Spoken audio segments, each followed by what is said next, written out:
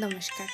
নতুন বছর তো পড়েই গেল, তাই নতুন বছরকে নিয়ে কিছু লেখা আপনাদের সাথে শেয়ার করছি। আবারও একটা নতুন বছর।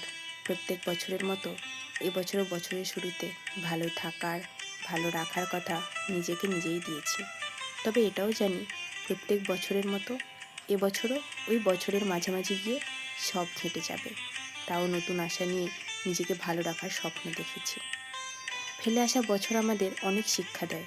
অনেক পরিচিত মানুষের অপরিচিত রূপ, অনেক ভালো মানুষের খারাপ রূপ, আবার খুব কাছের মানুষের মুখোশধারী রূপ।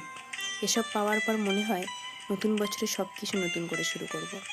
কিন্তু প্রথমে তা শুরু করলেও বছরের মাঝে এসে আবার ঠিক গেল বছরের মতো ঘটনা ঘটে আমাদের সাথে। আসলে পুরনো বছর, নতুন বছর এগুলো আসলে সংখ্যার পরিবর্তন মাত্র।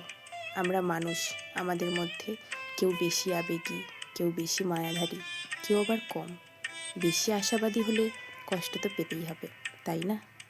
তাই গেল বছর খারাপ গেছে, এবছর ভালো থাকবো, নিজেকে ভালো রাখবো, এসব হিসেব না করে মন থেকে নিজেকে পরিবর্তন হতে হবে।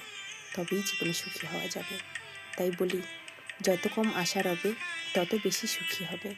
জীবনের হিসেব হবে কবে, সে কথা কেবল সময়ই বলে দেবে। কি, তাই তো?